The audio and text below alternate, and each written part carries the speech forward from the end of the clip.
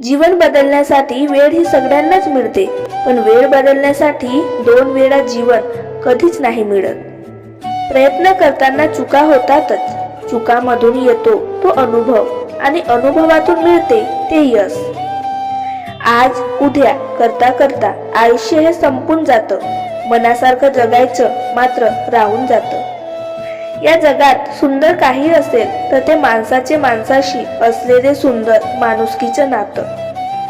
आजचा संघर्ष उद्याचे सामर्थ्य निर्माण करतो। विचार बदला, आयुष्य बदलेल। जर तुम्हाला आयुष्यामध्ये खूप संघर्ष करावा लागत असेल तर स्वतःला खूप नशीबवान समजा, कारण देव संघर्ष करायची संधी फक्त त्यांनाच देतो ज्यांच्यामध्ये क्षमता असते।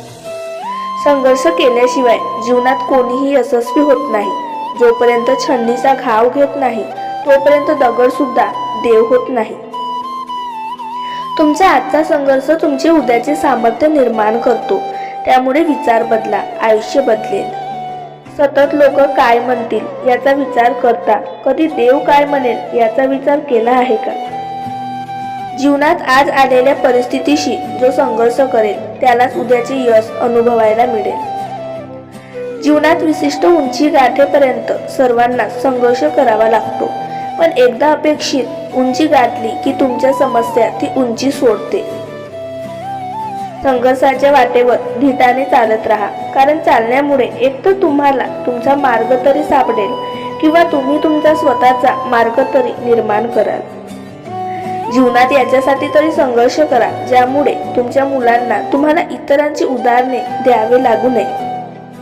छत्री पावसाला थांबवू शकत नाही, पण पावसात थांबण्याचे धाडस मात्र नक्कीच देते। तसंच आत्मविश्वास यशस्वी होण्याची खात्री देऊ शकत नाही, मात्र संघर्ष करण्याची प्रेरणा मात्र नक्कीच देते।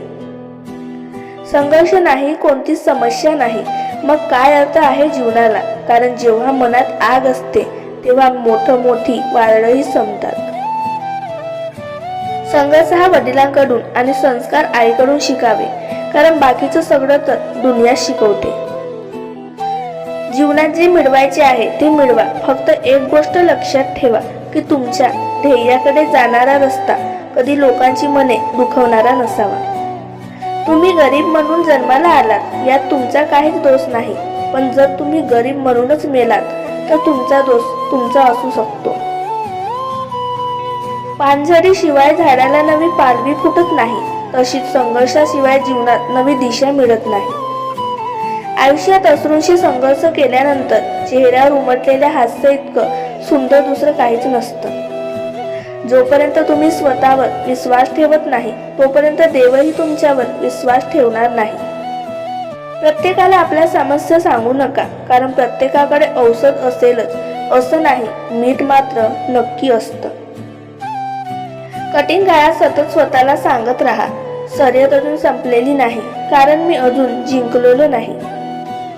क्षमतेपेक्षा जास्त धावलो की दम लागतो आणि क्षमतेपेक्षा जास्त धावायलाही दम लागतो।